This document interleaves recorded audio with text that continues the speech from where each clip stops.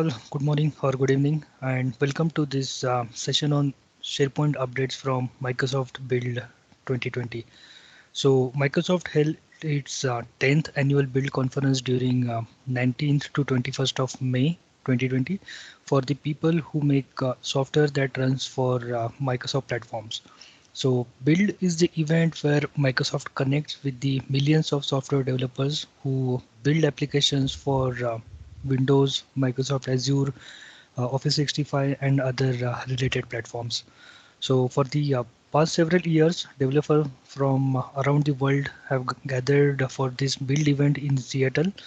However, because of the pandemic situation which everyone is facing, this year's conference was held entirely online, with several executives and engineers from Microsoft contributing from the live video feed from their homes. So Microsoft made a bunch of announcements and mostly in Azure, healthcare, Teams, and artificial intelligence.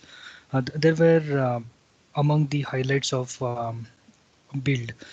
Again, if we talk of SharePoint, so even SharePoint also have handful of updates from Microsoft Build, and many of the updates are yet to be generally available. But for example, if you have your tenant as the targeted release or first release, in that case you will be able to use them before it gets generally available. So before we dive into our today's topic, let me quickly introduce you how we can make our tenant as the targeted release. So right now I am into the Microsoft 365 admin center. Here if you click settings and then organization setting, org settings, if you go to organization profile, click release preferences. So in this release preferences, if you have set your tenant as the targeted release for everyone or for the selected users, in that case you will get the public preview features available before they gets into the GA or generally available. So for your developer tenant, I will maybe request everyone to have this targeted release set so that you can enjoy those or at least evaluate those uh, public preview features before they becomes generally available, but don't do it in a production. Okay, so with that, let's come back to our agenda. So yeah, before I deep dive, for those who don't know me, myself Nandadeep Nathan, and I'm a Microsoft MVP for Office Apps and Services, author of couple of books. Apart from that, I'm a 3 times C# Corner MVP. And onto the right hand side, here are few social handles to get connected with me. Okay, so moving to the agenda for today, we will talk about the SharePoint updates which were released or announced during Microsoft Build. So most of the updates were around Microsoft List, then how we can host the SharePoint app inside Microsoft Teams. Then there were few REST API v2 versions available mostly for the TermStore related operations. And then we will have a look at new term manager, content type gallery, and again recent updates that have been to the SharePoint, like updates to the SharePoint default theme sites, multilingual publishing. So those we will cover, and quickly we will touch base upon the Fluid framework updates, because Fluid framework is making its existence even into SharePoint framework. So we will quickly touch base upon the Fluid framework updates. Okay, so with that, we will talk about the SharePoint updates from Build. So the very first is Microsoft List, which help evolve the value of SharePoint List and beyond. So let's talk about what is Microsoft List, what are the capabilities that Microsoft List have. Then we will quickly see the list homepage and the availability schedule for this Microsoft List, and then demo, because this Microsoft List is not yet generally available, and even it hasn't been make its existence to most of the targeted release candidates. So right now we will go through few of the screenshots and then few of the FAQs for Microsoft List. So firstly, what is Microsoft List? So this Build 2020 brought lots of Microsoft 365 news and announcements for business and developers, including the first disclosure of Microsoft List. So it's more customizable than task management apps like Microsoft To Do or even Atlassian's Trello. So list can display items in a variety of formats, and the list app comes with the template such as event itinerary and issue tracker. So we will come to those a bit later. So some of the use cases for using Microsoft List include tracking company assets like laptops, even tracking the contacts and the inventory like office supplies, or even a daily routine, or even you can track your entire event using Microsoft List. So we will go through the demo of that, but just in a nutshell is like Microsoft List is a Office 365 app that helps you track information and organize your work. So first off, the main experience of the list will be a web app. The app will be accessed via Microsoft 365 launcher. So for example, if I go to this Office 365 launcher, if we click all apps and maybe explore all of your apps. So here we should be able to see the list, because as of now it is still in the public preview and hasn't yet hit my targeted release tenant. I'm not able to make a demo of it, but once it is available, that Microsoft List will appear as one of the app inside Office 365 apps. Okay, so that was about Microsoft List. So from this Microsoft List, the user interface will give you the options to start a list, and you can make one manually or choose from any of the existing templates.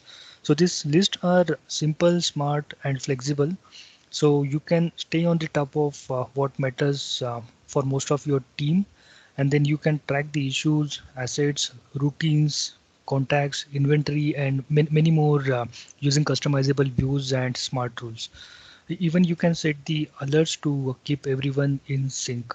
So while these ready-made templates, you can quickly start list online, or even on a new mobile app, or even with Microsoft Teams. And because it's part of Office or Microsoft 365, you can rely on enterprise ready security and compliance directly into the Microsoft Teams. So in a history, like millions of SharePoint users have been benefited from using List over the years. So this Microsoft List builds on on this particular trusted information platform of SharePoint List, which bringing the new user experience and capability to the foundational innovation of SharePoint List. Additionally, the value of existing integration with the Power Platform, it will continue when you need to further customize the list forms with Power Apps, and even design your robust workflows with Power Automate. And for the developers, the power and value of the list APIs will help to extend the custom solutions to connect the list data as a source using Microsoft Graph. So in the future, there will be new Graph APIs available for developers to play around with Microsoft List. Okay, so this is the first look of Microsoft List and how they are based on top of SharePoint List. So we will go through one demo, not as like a live demo, but we will go through a demo of how to create this Microsoft List, and how those are beneficial. So then what are the capabilities of this Microsoft List? So firstly, that we can create a blank list and define our own structure, formatting, and data for that particular Microsoft list. Second thing, we can even create a list from Excel by uploading the Excel file and choose the table of data we want to import. Okay.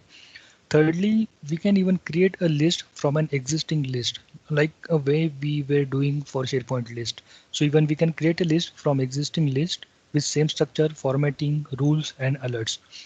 And again, fourthly, we can create a list from ready-made templates. So that comes as the predefined structure and formatting whenever we start creating a Microsoft list.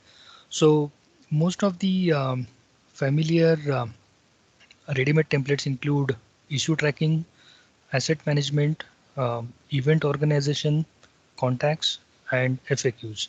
So we will have a look at one of that template during demo. And then again, we can build the customizable views around Microsoft list. Then even we can set triggers and the business rules for our Microsoft list. Even we can have the conditional formatting done for our Microsoft list, like the way we used to do for SharePoint list. Even we can set the alerts the same way we used to set the alerts for SharePoint list. And then even we can share this Microsoft list with your entire team. Even we can grant access and manage permissions on those particular Microsoft list. The one good thing which is for Microsoft list is that we can add the comments on the list item levels. And again, these comments will get stored within the list schema itself. So we don't have to make any other provisions for adding the comments to the individual list item of Microsoft list. And again, in that particular comments, you will be able to mention someone with the @. So that, for example, if you want to notify someone to make an action on your Microsoft list item, you can go ahead and use this @mentions inside those comments. Again, you can edit and order the columns in the form like the way we used to do in the SharePoint list. And lastly, we can show and hide fields in the form based on a specific condition. So same kind of an functionality which we used to have in the SharePoint list, but again on top of it, it has some more offerings. So let's talk about Microsoft List homepage. As I said, when the Microsoft List will be available, it will be available here as an app. And once you click on that particular app, it will take you to the homepage of Microsoft List. So that homepage will be a centralized location to create a list and manage the list which already exists into your Office 365 tenant.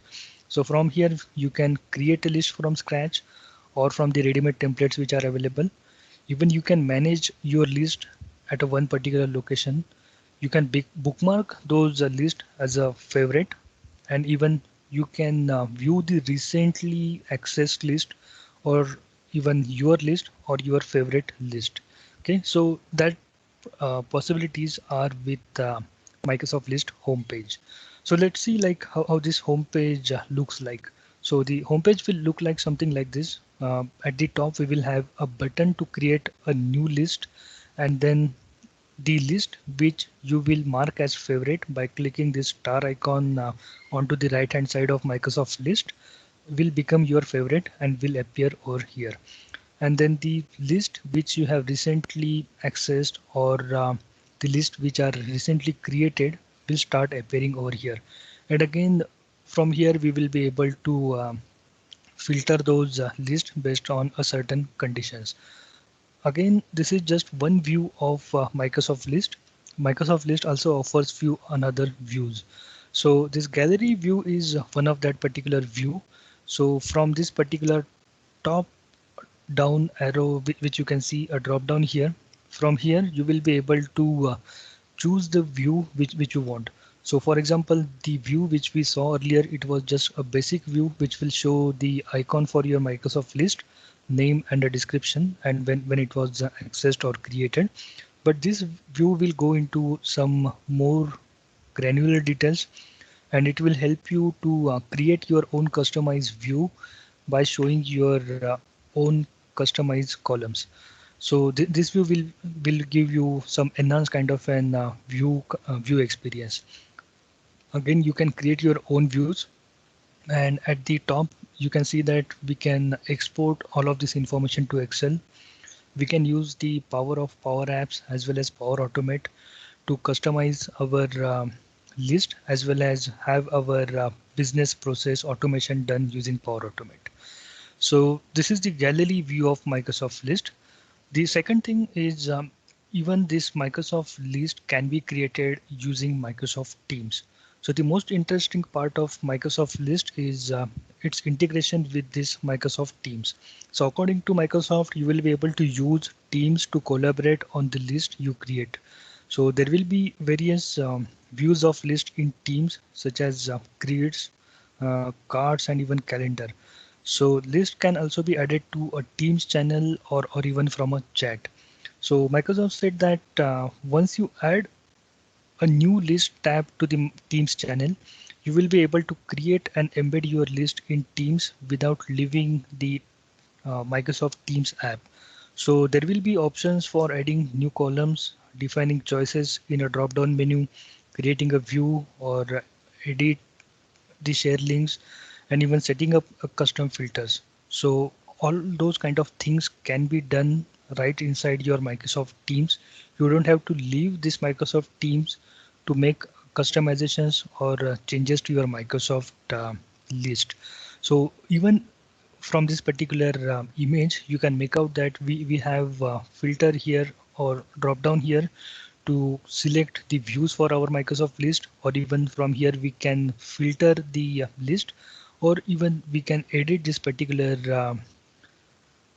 Microsoft list in a grid. Even we can add the item and start the conversation by adding the comments and other things. So it is essential. It essentially looks like the list does onto the web. So the same experience what list provides onto the web app, same kind of an experience it will show into the Microsoft Teams. Okay, so the next thing is let's have a look at Microsoft list. How does they look? As I said, this feature is not yet generally available, or even it is not yet available onto my tenant, but there is some cool demos available from Microsoft itself. So probably we can use those to look at the how list looks like. So once you are to this particular URL, which I have also mentioned in the PowerPoint, resources.techcommunity.microsoft.com/Microsoft list. Here they have a few of the good resources to get you started or get introduced to Microsoft list. They have few videos here, few demos, podcast, and few customer references available. So we will just go to the demo of Microsoft list. So you can just click on begin demo to start the demo without any guidance. So this is how the home page of Microsoft looks like. So once you click create a new list, from here you will be create a new list. All your favorite list will appear down below, and all of the list which you have recently created or accessed will appear down here. Again, you can use this filter to filter out the list you want. So we will go ahead and click create a new list. From this particular window or this pop-up or model pop-up, we will be able to create a new list. So as I said, we can create a list as a blank list to start with nothing, and we can keep adding the columns as we need. Or even, for example, if you have defined your format inside Microsoft Excel, you can even create your Microsoft list by importing that particular Excel and defining what you need as a part of your Microsoft list. Or the third thing is, for example, if you have already existing any of the Microsoft list, you can even create a list by using that existing list. So you can maybe call that list as a prototype list, on top of which you are creating another list. And for example, if you are not happy with these three options, then fourthly, we have few customized options like templates. So these templates are created specifically for a specific needs. So for example, if you want to do any issue tracking kind of a thing in Microsoft list, you can go ahead and use these templates. Likewise, there are few templates available which will make you directly get started with Microsoft Teams. So for example, if you want to create any kind of a checklist, you can go ahead and choose this particular template. Even itinerary will be for any kind of an event which we are organizing. So as like even Microsoft Build was one of the bigger event. So even there we could have used this event itinerary, which will help you to organize all of the speakers, all of the sessions and discussions among them.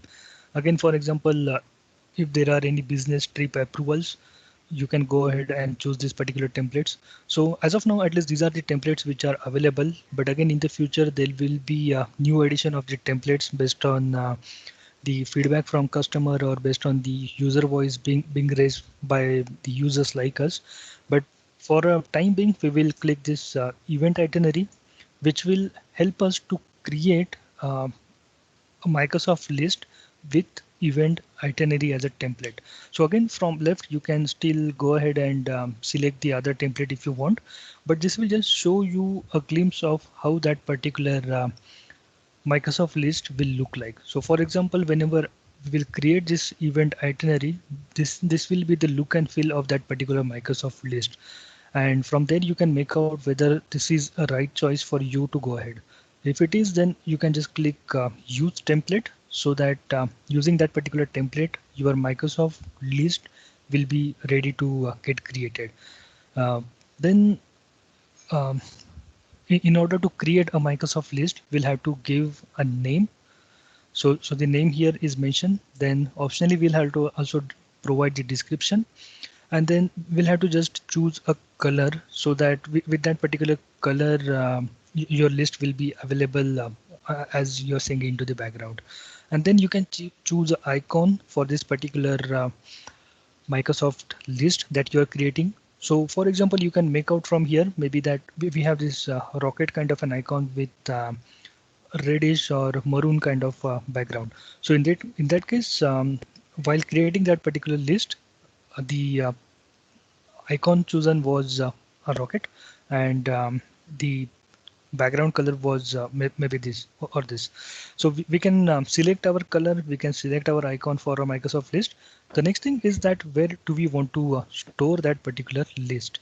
So firstly, that for example, if you're not sure of directly creating and publishing that particular list, in that case you can store it inside your list, so that only you will have access to that particular list, and it will not be available to other users until you publish it, so that it will be just your list. And for example, if you want to go ahead and uh, let everyone start using this particular list, then you can select any of this site. So the site here will be any of the site which has the Office 365 group associated with it. So all those sites will appear down under in this particular drop down.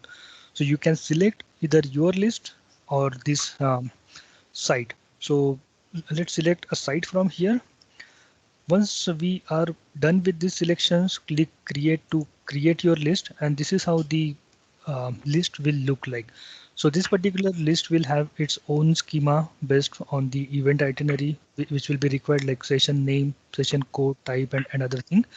And good thing is that even though it is a list, but it is giving you the nice look and feel for all of the activities that will be needed. The next thing is that once you have this particular list and once you have the data populated inside it, uh, good thing is you can start a discussion on to a particular Microsoft list item.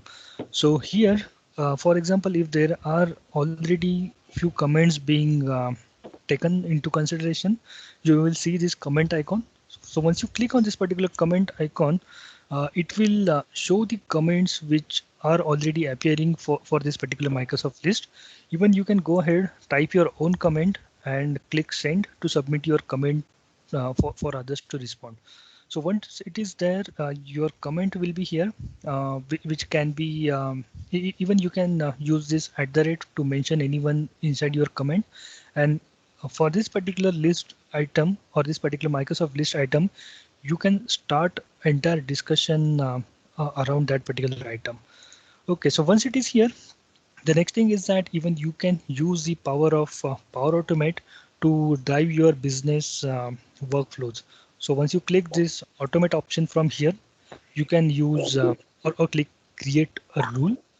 Once you start creating a rule, you can click a new item is created. Like these will be the events to notify someone when a column will change or a column value will be something, or even a new item is created, or whenever the item is deleted.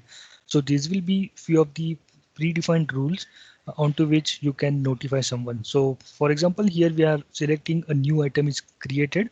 Once it is here, we can define our rule into a depth, like what we want to do whenever a new item is created. So for example, if you want to send out an email to all of the speakers, so we can select a particular speaker to which we want to notify, and once it is done, we can click create, so that particular rule will be available for us. Okay, so this is how this Microsoft list work. So using this powerful Microsoft list, you will be able to create a new list and make it helpful for your business cases. Okay, so yeah, that was all for this Microsoft list. So let's have a look at the other thing. Or okay, so we still have few of the FAQs whenever it comes to the Microsoft list. Okay, is there any question? There is one in the comment section. Yeah. Someone, Zaid is asking, can we search or modify the template? Uh, yes, at least there will be a possibility that in future you can create your own template, but it is not yet fully announced. But yes, in the future you should be able to create your own templates. Okay, Maybe one so more question. Sorry to interrupt. One more question. Let's say I have multiple lists created. Can I hmm, perform some operations on these multiple lists? right. So for the operations, you have firstly the options of at least Microsoft Flow or Power Apps. Otherwise, even there will be graph APIs available by which you will be able to make operations against each of the list. So there are options for low code and no code kind of an environments. Otherwise, there will be options using graph APIs for the native developers. Okay. All right. So then coming to this FAQs. So firstly, like the questions that comes to our mind related to Microsoft list. So will this Microsoft list will be available into the classic experience of SharePoint? So the answer is no. Then will this SharePoint classic list will be deprecated due to introduction of Microsoft list? So again, the answer is no, because SharePoint list will continue to work as they are, and they will not at all get deprecated due to the introduction of Microsoft list. And then again, where this Microsoft list are stored, so they get stored into the SharePoint site.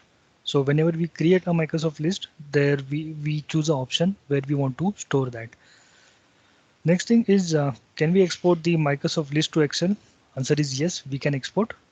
And again, can we use Power Automate and Power Apps with Microsoft list? So yes, low code and no code kind of an uh, developer possibilities are still available with Microsoft list.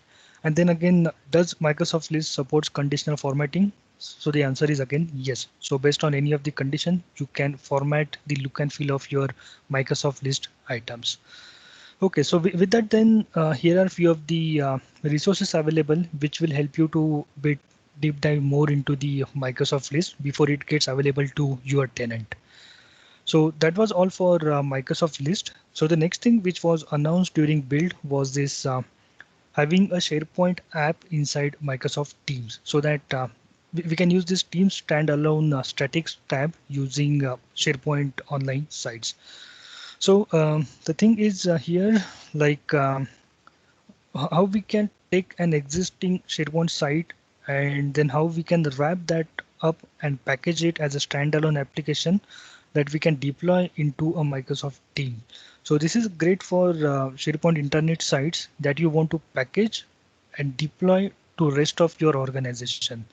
So you can take any of the SharePoint modern site or modern page and you can package that SharePoint site as an app inside Microsoft Teams. So Microsoft has got good documentation on this, and we will quickly walk through it. So let me close this. So here is the documentation that Microsoft offers, which has very detailed level of instructions on how we can do it. But let's see this in a demo, because this doesn't require any kind of preview, or it is actually generally available. So let me go to any of the teams, or okay, before that let me go to App Studio. So from here, from this App Studio, we can start creating those apps. Just in case if this App Studio is not available for you, click more apps, and from here search for App Studio, and from here you will be able to install the App Studio. So since I already have the App Studio with me, I can go ahead with this App Studio. So this App Studio is again a studio for building your own apps without writing any code. Okay, so oh, sorry, I think I clicked the wrong one. So let me come back to home. So from here we can create a new app, or for example, if you have exported any of the app, then you can import that app from this particular options. So just to save the time, I already have created one app. So let's go through that particular app. So in this particular app, what we need to do is we need to give the short name for our particular app and then the full name. And then every app will have this app ID, which will be a GUID to identify that particular app. If there is no app ID, you can click this generate, and you can generate that particular app ID. Then the package name will be default that comes with Teams development, like com.microsoft.teams.app. And since this will be our first version of Microsoft app or Teams app, the version will be 1.0.0. Then again, in the description, you can have some kind of a description describing your app. Secondly, in the developer information, you will have to specify the information about the developer, the website, and then, for example, if you have any privacy statement or terms of use, all those information should be specified into your app. And then if you have any logo for your app, it can be uploaded from here. Okay, so this is about creating your app at the basic level. So once you have the app ready, just head over to tab section, and then we will be able to add at least a teams tab, which will be shown as a tab to each of the team, or even otherwise we can create a personal tab. So personal tab, which is something which appears onto the left hand side section of your Microsoft Teams. So for this particular demonstration, we are going to create a personal tab, which I already have created. So I will just click edit. So this personal tab creation is very much simple. You just have to mention a name, a unique entity ID for your personal tab, and then the content URL is a predefined format URL which is given by Microsoft. So even you don't have to remember the format of this. It is already being specified by Microsoft onto this particular documentation. So before we deep dive into that format, let's say we have to package our SharePoint site something like this, maybe this, which is mytenant.sharepoint.com/site/sp-demo. So what will happen in that case? That particular entire site will be my site URL. Site path will be something which is after my managed path, like /site/sp-demo, and then the subdomain will be the name of my Office 365 domain. So for example, Contoso. So at least these are the things which we will have to take out from our SharePoint URL. And once we have that information with us, so for the personal tab, the content URL can be formed as your entire SharePoint site URL, followed by layouts 15 teams logon.spx, spfx equal to 2, and destination equal to path of your site, which is this. So the same way we have specified that particular information here. You don't have to again remember, you can refer to Microsoft documentation for it. And then the website URL will be the URL of your SharePoint site. So once we have this, at least we have a personal tab ready with us. So the next thing that after setting up this particular tab, we'll have to head over to domains and permissions, where we will specify the valid domains for these operations within SharePoint and Microsoft Teams. So by default, your tenant domain should be added here. If no, you can type the domain here, like contoso.sharepoint.com, click add, and that valid domain will be added in this particular list. The next thing is that we will need AAD app ID, Azure Active Directory app application ID. This will help us to define a single sign-on between these two applications, Microsoft Teams and SharePoint. Again, you don't have to remember this particular app ID. It is already mentioned into the documentation from Microsoft.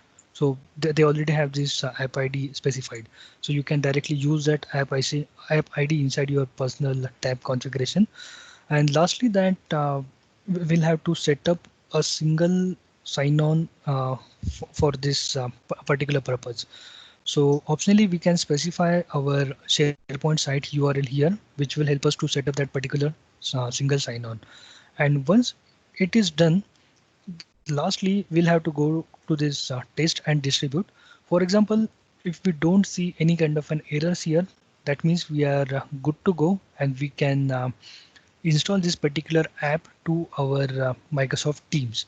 In that case, you can click install and this particular app will get installed to your Microsoft Teams. And then this is how it looks like. So this is the SharePoint site, which is directly packaged inside your Microsoft Teams. So even this is kind of an one app. You can export it and start using inside your other Microsoft Teams. So the good thing here or the learning here is from this particular update is that you can take an existing SharePoint site and package it as a standalone personal app inside your Microsoft Teams. So this was again one of the major announcement from Microsoft Build. And again, here are few of the resources that will help you to package your SharePoint site as a standalone personal app inside your Microsoft Teams. So this is the documentation which I was referring to. And for example, if you are new to creating and managing the apps inside Microsoft Teams, you can refer to this URL, as well as I have a detailed blog with screenshots and more detailed instructions on how to get started with this. Okay, so the next important announcement that was done during build for developer was this SharePoint REST API v2 support for TermStore. So for those of you who are not maybe aware of v2 version of REST API, so it is like for any SharePoint related graph URL, you can instead make a call directly to SharePoint with v2. So Microsoft Graph APIs are kind of an proxies to whatever underlying API the service exposes internally. So for example, in SharePoint, those APIs are located under slash underscore slash API slash v 2.0. So any of the graph REST query you are using with SharePoint, you can now call this API directly within SharePoint in a SharePoint security context without having it to proxy it via Microsoft Graph and an extra layer of authorization, so that you will save that particular energy and directly call this REST API v2 instead of going it from a Microsoft Graph. So here we have a few of the APIs particularly released for the TermStore. So these APIs are designed for a basic create, read, update, and delete. So in short, CRUD operations on the Microsoft, not on Microsoft, but on the taxonomy services within Project Cortex. So the scenarios include providing basic functionality so that some functionality of the UI for the TermStore can be built around these APIs. And in addition, these APIs can be used by third-party developers like us so that we can perform the CRUD operations onto the TermStore. So the scenarios will include maybe creating a term, modifying its properties, or even deleting a terms. So all those operations will be supported. So the major entities that are defined under this taxonomy API includes store. So that represents a taxonomy store. Then secondly, we have term groups, which represents the term group as the first level umbrella of items that we have for our taxonomy. And then sets represents the term sets that we have or which are kind of sets of all those terms. And then again, fourthly, we have terms, which represents individual term inside your taxonomy. And then finally, the relations, which defines the relations between two terms or two term sets. So all these five entities can be defined using those taxonomy APIs v2 version. So for those, we have these new entity types available. like Microsoft.graph.termstore.store and then .group, set, term, and relation. Again, we have new permission scopes available by which we will be able to perform these operations with V2.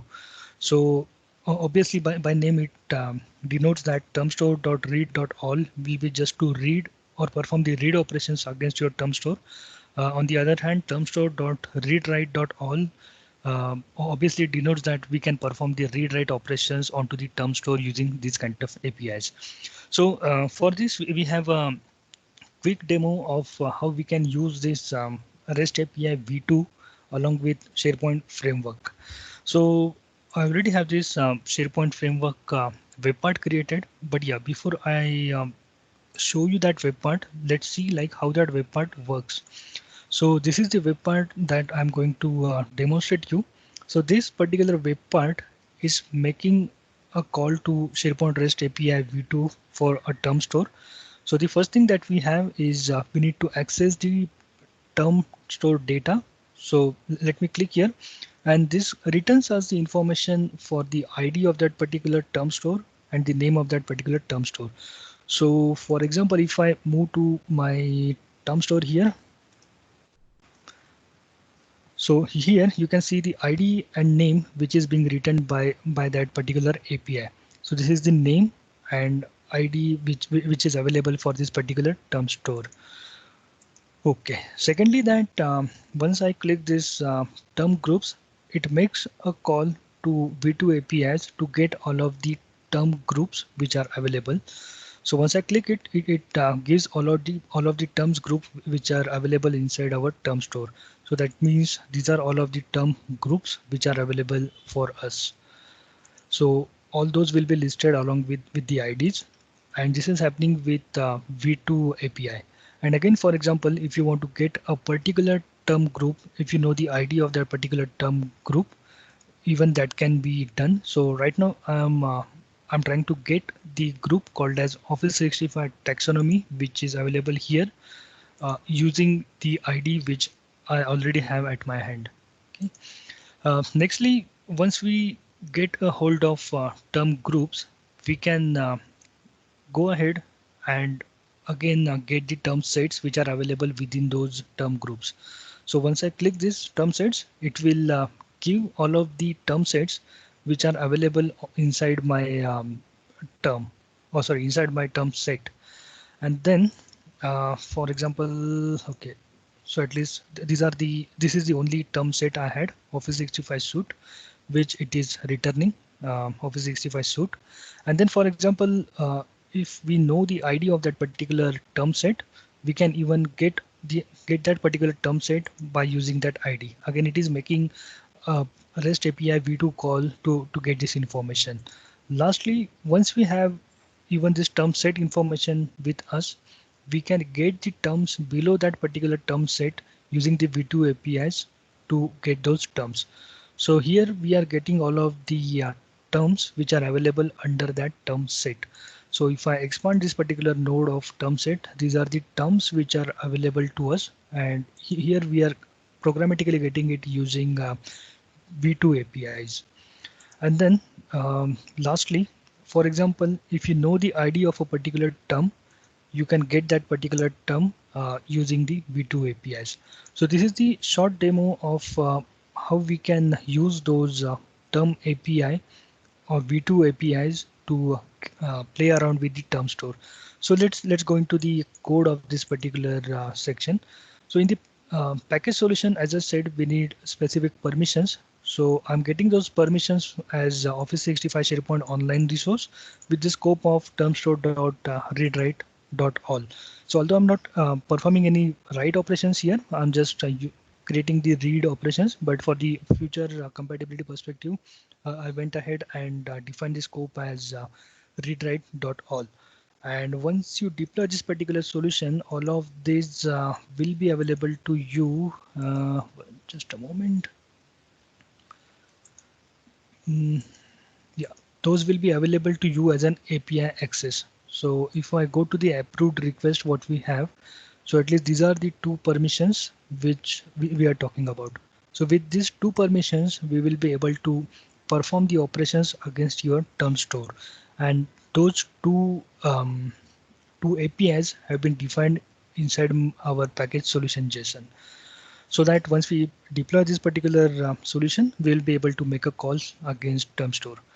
So let's come to the code part of this. So I'm not making a direct REST API calls as such, but rather I'm using the calls from PNP.js so that we can more uh, focus onto the business logic.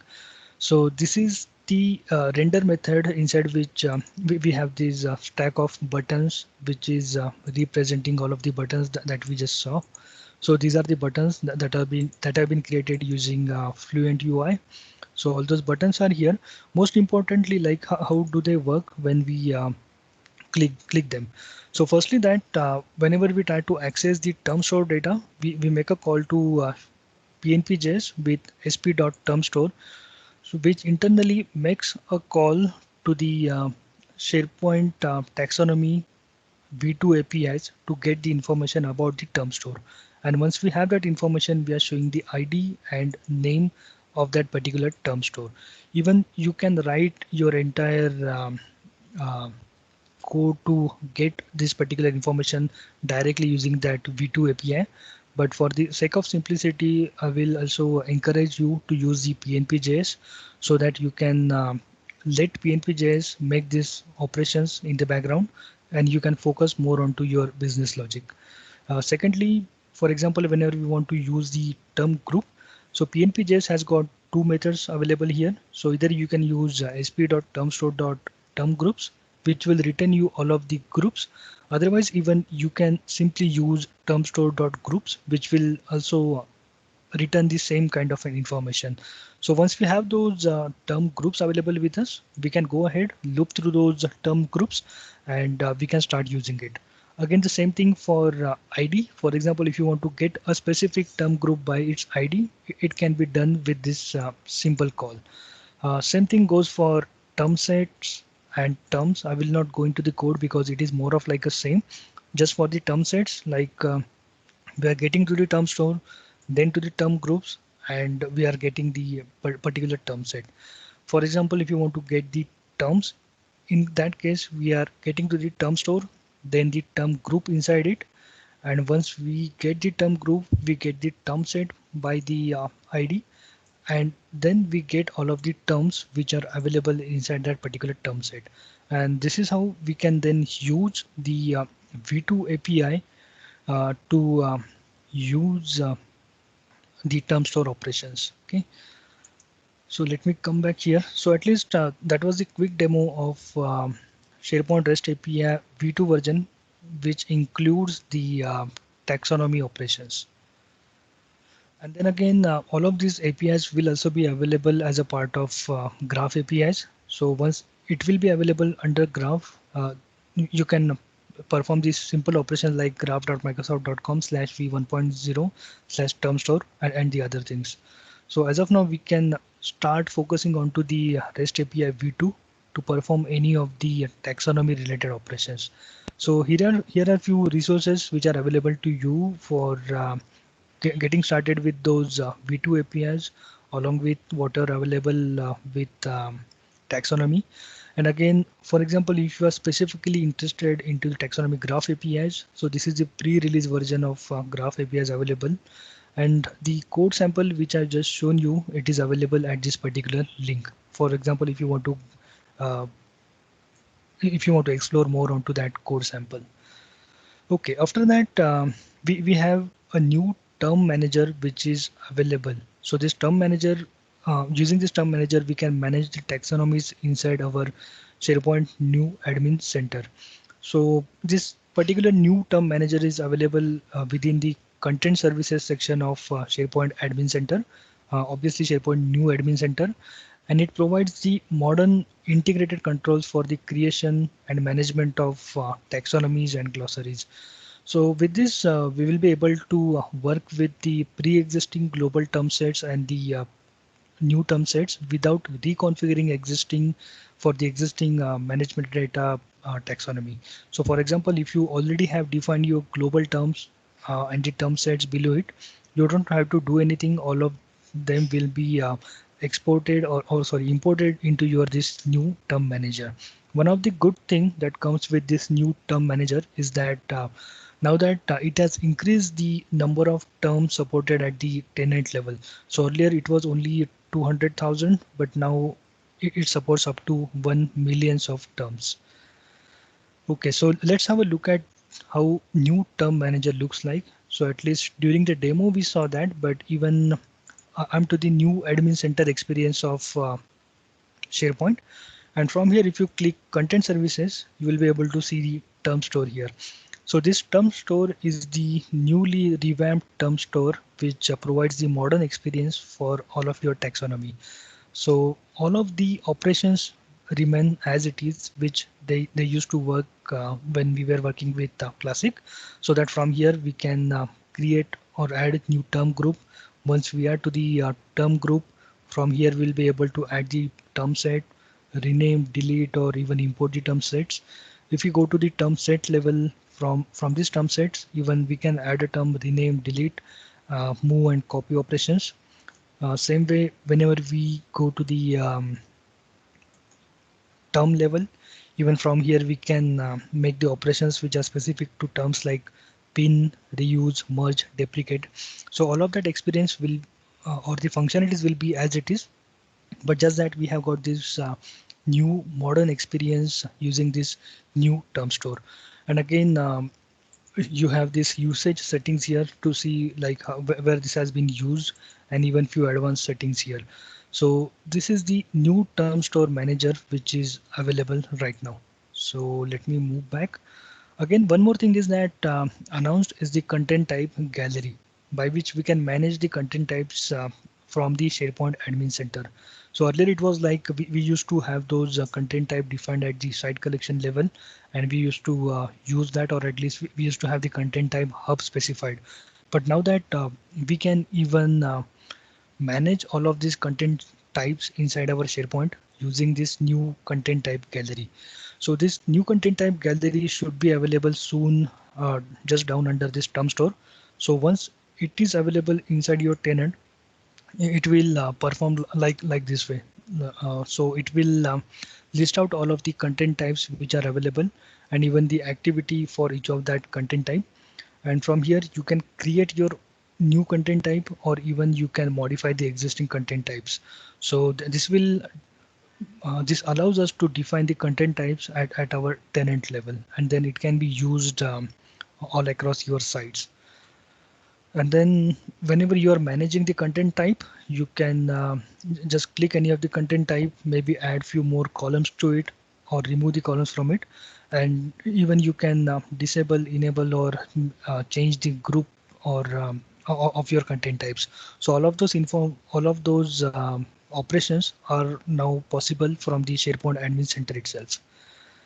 So for example, if you want to know more about this content type and this new term store manager, this is the link which you can refer to. Next thing is like a quick update which was even during the build and even the after, or even before that. So this change will be coming to your tenant within this particular month. So we have updates to the SharePoint default theme sites. So what is mean by that is earlier, at least like over the last year, SharePoint has embraced the new Microsoft Office icons, and the large part of this change is the transition of the SharePoint identity from blue to teal kind of an UI. So signaling this signals kind of an shift in the identifying of a color scheme.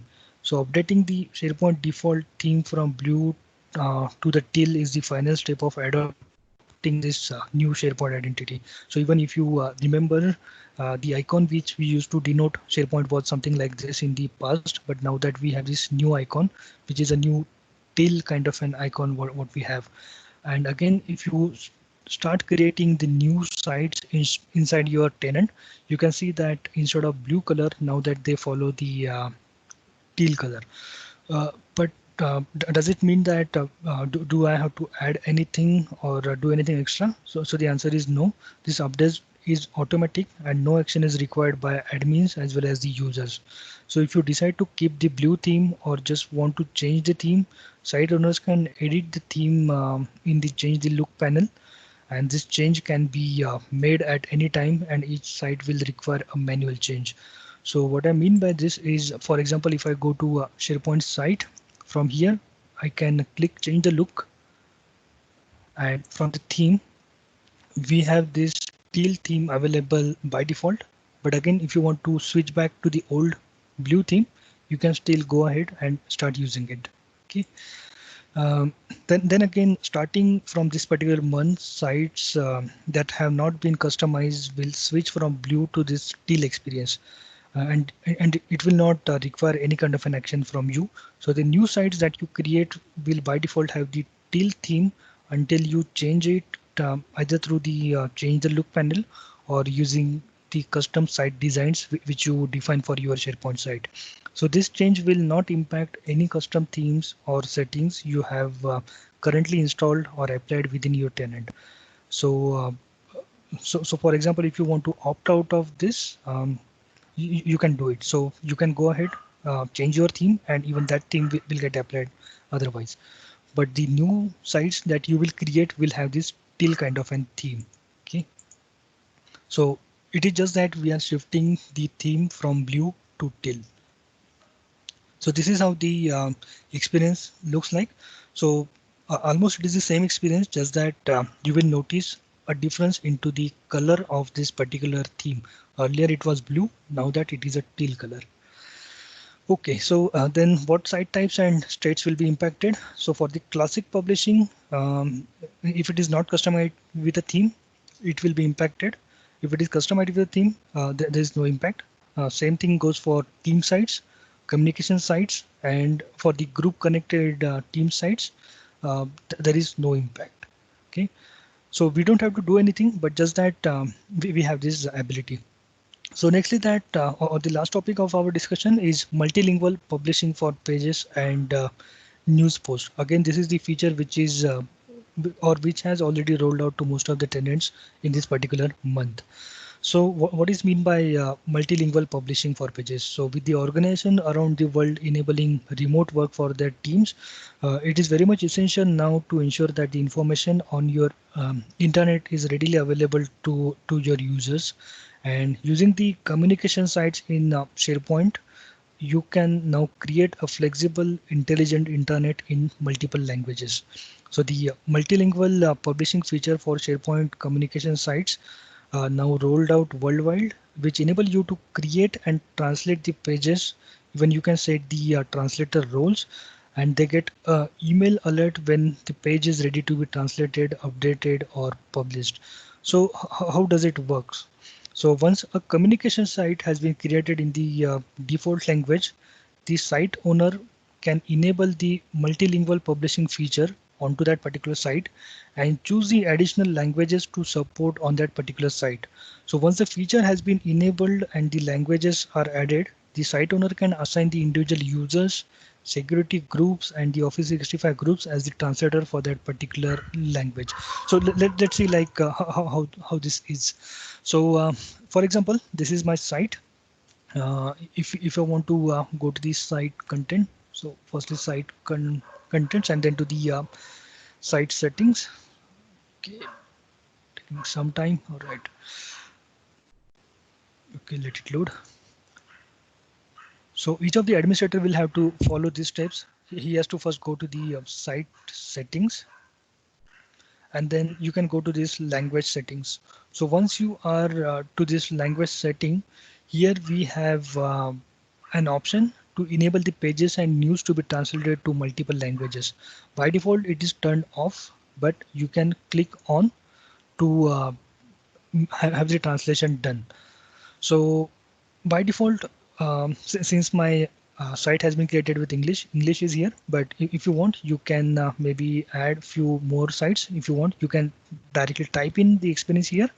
Otherwise, from the top down, you can select the language you want. So let's say we select French and Hindi here. For example, if you want to assign a specific translator for this, you can go ahead and assign that particular translator. um, for each of the language you want. And once it is done, click save, so that now that you're saying that for my particular site, the available languages will be Hindi and the French. Okay. So once this is set, the page authors can make a copies of page created in the default language. The content in that copy then can be manually translated by the translator, who will be notified when there will be a new default language page requires the translation on when it is created. So when the translators are published, the author of the default language will be notified, and the published translation pages are automatically shown in the user's language. So for example, if my user language is French, in that case, once I log into my SharePoint site, that French option will be directly available to me.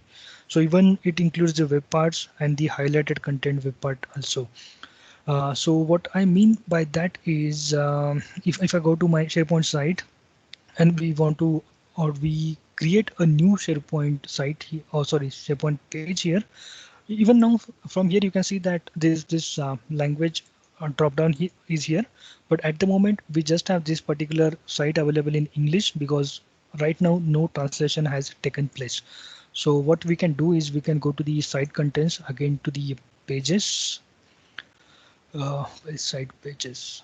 Okay. Once we go to the pages, we can create a new page and make it available for the translation. So I will go to new site page, and we will create a new page and make that available for the translation. Okay, so I will just call it as a demo page, and we will add some content here. Okay, come on. Okay, we'll add some text here. Content.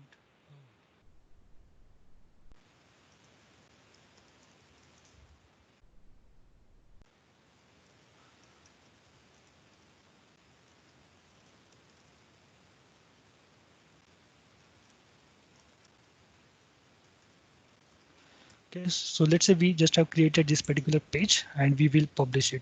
So right now this particular page has been created in English, but now that you want to create a translation, so for that particular page, we can go ahead, click translation. So once we click this translation, we have option here. For example, do we want to create a translation for all the languages for this particular page, or we just want to create a translation for a specific language? So for example, only for French or only for Hindi. So let's say we again click create, so that it will create the page for the translation of that particular language. So okay, it is creating it. It might take some time, but meanwhile we can again come back to our SharePoint site. Oh, sorry, I click SharePoint here. Okay. All right. Let me click the top level. And again, still we have the English site only available. But once those pages will be available, we will be able to see this. But why we are not seeing this particular option is because the translation hasn't been done yet. So the translator has to go inside that particular page, and then he will have to create the translation. So the translated pages won't be available here as it is, but that particular user or the translator which we have assigned, he will have to go there, manually translate that particular page and make it available for the users. So again, if I go to site pages here, we can see that okay. Okay, we can see that still we don't have any translation option available here. But again, once that particular translator will make a change or make a translation to that particular page, it will be available. So since I was the translator for uh, one of the page, it should have been here. But okay, sometime it takes some because there are flows running into the background. So sometimes it makes some time to get this available. But let me check again one more time by going here if the translation is still available. If not that, but again, you can click this translation from here. Those pages will be available to you. And all of the translators will be okay. So now right now we can see that it is available, but it is into the draft view. So let's say we click this French version, we click view here. So this is the French version of our demo page, because now here you can see that we are into the /fr/demo page. So you can see here, but you will be amazed that we still have the same kind of content which I typed into the English. So translation language doesn't mean that all of the content will also get translated to that particular language. So as a language translator, I will have to edit this particular page, get this particular page translated into that particular uh, language, and once I'm done, I can click this publish. So this particular page will be available for that particular language users. So again, now you can see that we have option here of English, French, and Hindi in a draft. Again, let's say we go to this Hindi page.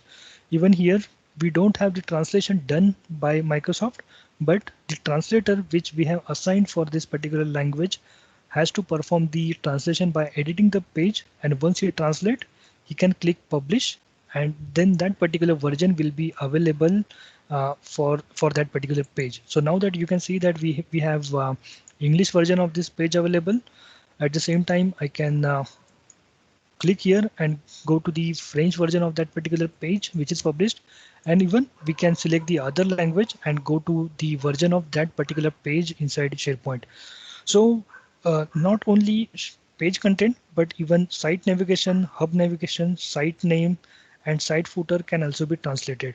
So the content there is first created in the site default language, and then the translators can log in and update the navigation, site name, etc.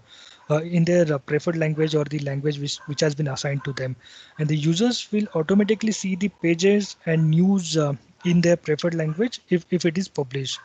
If not available, then they would like to view the pages in the other available languages. They will be able to do so by using the drop down menu which we have onto the right hand side. So if it is published, we can see, otherwise we can choose the any other language available option. Okay, so yeah, so at least that was the thing. Okay, let me go back. Okay, yeah, so at least from here you can choose the language, and the multilingual publishing will be available to you, but you need to note that this SharePoint will not translate your page, but you can only assign the translator for that particular language. You will have to get that page translated from the translator, and then that particular translator can publish the page, and then only it will be available for you in a drop down. Okay, so translator service doesn't means the translation option or this multilingual publishing doesn't mean that even the translation will happen, just that it will enable you to have the multilingual publishing done. Okay, so lastly, a few of the fluid framework updates, because I just wanted to cover it because they are very much important from the SharePoint framework perspective. Okay, so again, Microsoft Fluid Framework experience is already available with us, but in the build, it was also announced for Outlook and Office.com. So in a nutshell, Microsoft Fluid Framework allows the better collaboration and co-authoring, and it offers many of the components like tables, chart, task list, and many more. And even all those components will be soon available to SharePoint Framework web parts. And then good thing is, again, Microsoft will be open sourcing this Fluid Framework, including the synchronization engine and fundamental component model, so that even we'll be able to contribute the Fluid Framework. So let's have a look at the quick demo of Fluid Framework. So let me open up. So I already have created one Fluid page here. So once I click this Fluid page, it works, or it looks like this. So from here you can click plus, and you can keep adding the content, for example controls like action item, tables, checklist, and other things. So I have it here. The next thing what I have done is Fluid Framework by default supports Teams, or at least the support is available for Teams. So I went ahead and added the same Fluid page to my Teams. So okay, let me click get started. Okay, just a moment, it may be refreshing. Okay, or maybe we can add a new content. It will not take much time. So let me again move back to my Fluid framework. I can copy the URL from here. I can copy the link to this particular Fluid page which I created directly as a native experience to the Fluid. Let me copy. Okay, link is copied here. I can go back to my Teams and I can edit as a website.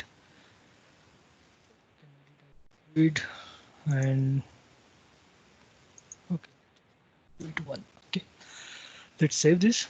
So this Fluid option is now available here. Again, click get started. Okay, it is asking me for credentials. Okay, so what we will do now is we will have this Fluid page which we have side by side with this Teams. So the same page which we have in Fluid is now open in Microsoft Teams. So what I can do is I'm making a changes from the left hand side, but I will ask you to have your attention onto the right hand side in Teams. So as I make updates to this particular Fluid, you can see that the same is getting reflected into the Teams as I type. So for example, demo, you can see that as I type, it gets reflected into Teams. So this way it gives us the flexibility of live co-authoring. So even this is for a new content. For example, if you have any of the existing content, even you can do that. So this gives us the live co-authoring platform by which let's say you create this particular control in your Fluid, you host it inside Microsoft Teams. Again, you can host the same control inside your SharePoint framework. Even you can host it inside your office.com or Outlook. And once you make an edit to one control, it will have the same experience or same replication all of across all of the apps those are using that Fluid framework. So this is the capability that Fluid framework has. Right now it is already available for Teams by adding the website, but soon it will be available inside Outlook and office.com so that you can use that Fluid framework experience inside the Office applications as well as inside your SharePoint framework. So, okay, I think that was all from my side. So if you have any more information to be found out on resources for Fluid, you can visit fluid.microsoft.com. And even if you want to experience the native experience of Fluid, you can go ahead and start creating your Fluid applications from this particular app. Okay, so I guess that was all from my side. The slide which I shown you is available at this particular URL, and the code which I shown you for the REST API v2 TermStore version is again available at this particular Git location. So thank you very much for attending this particular session.